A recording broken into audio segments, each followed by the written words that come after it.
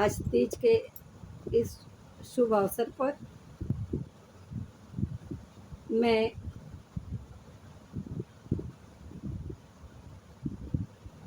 रामचरितमानस से कुछ पंक्तियां आप लोग के साथ शेयर करना चाहती हूँ, जिसमें नारी धर्म की शिक्षा दी गई है। क्योंकि आज इस आधुनिक युग में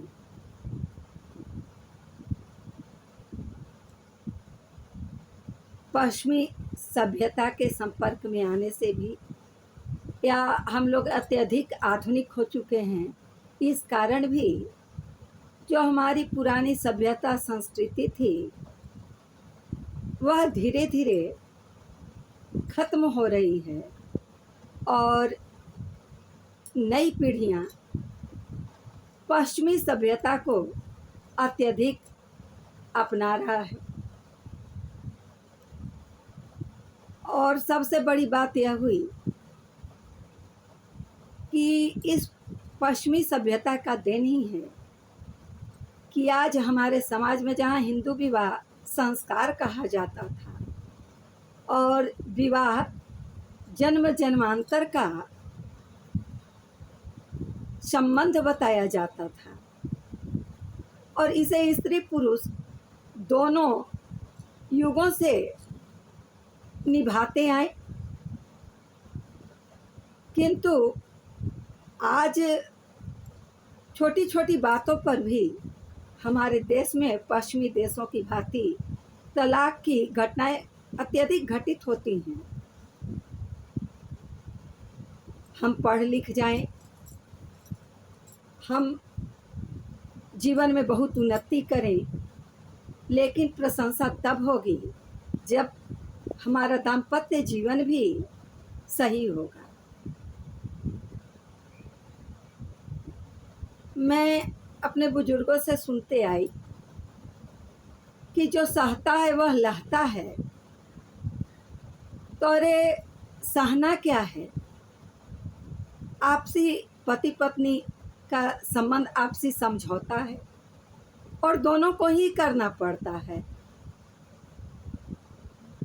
कभी मतभेद हो सकता है, लेकिन एक दूसरे से लगाव खत्म आत्मिक रूप से नहीं हो सकता।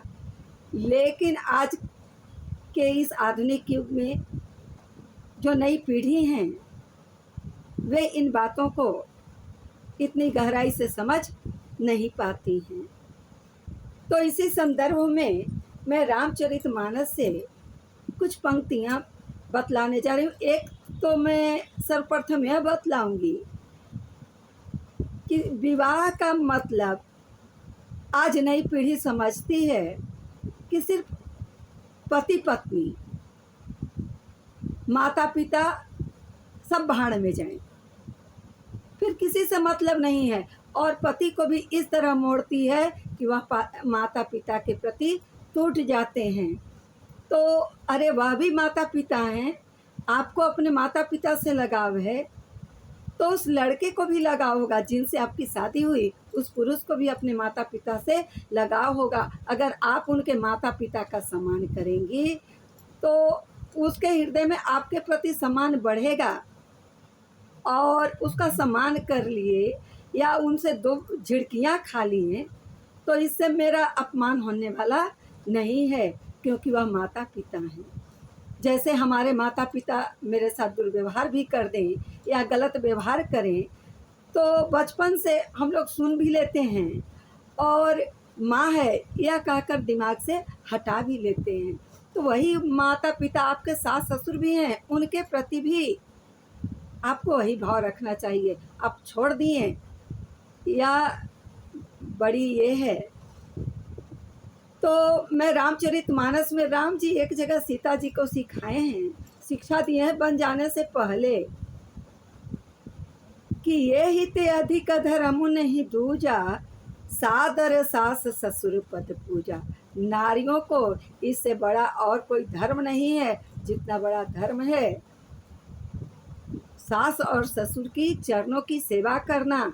वह माता पिता जिन्होंने अपने संतान को बड़े लाड प्यार से पाले और उसे आपके हवाले कर देते हैं और आप उनके ऋणी रहिए तो आप कृतज्ञ हो जाते हो।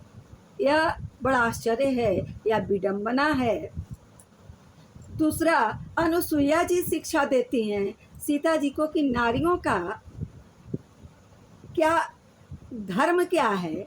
तो नारी धर्म की शिक्षा देते हुए अनुसुईया जी कहती हैं कि धीरज धर्म मित्र अरु नारी, आपद काल परखी नहीं चारी। हे पुत्री, धीरज, धर्म, मित्र और स्त्री, ये चारों की परीक्षा विपत्ति में होती है। जितना भी विपत्ति आ जाए, व्यक्ति अपना धैर्य नहीं खोता है, तभी वह सफल होता है।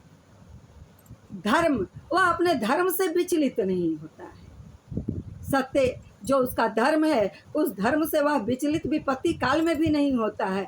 विपत्तियां तो आती हैं परीक्षा लेने के लिए, धीरज की, धर्म की, मित्र की और स्त्री की। और अच्छा मित्र वही होता है कि विपत्ति काल में भी आपका सहायता करता है, और एक अच्छी स्त्री वही होती है कि विपत्ति काल में भी अपने पति की सहायता करे, क्योंकि ये चारों की परीक्षाएं विपत्ति काल में ही होती हैं। दूसरा कि माता पिता भ्राता हितकारी मित्र प्रद सुनहु राजकुमारी। अनुसुईया जी कहती हैं कि हे पुत्री, हे राजकुमारी, माता पिता भाई सब हित करने वाले हैं, लेकिन कब तक? मित्र प्रद सुनहु राजकुमारी, बहुत थोड़े समय तक, बहुत कम समय वह आपकी मदद करते हैं। अधम जो अमित दानी भरता वैदेही, अधम सुनारी जो सेवन तेही। हे पुत्री, माता पिता भाई सब हितकारी हैं, लेकिन आजीवन वह आपका हित नहीं करेंगे।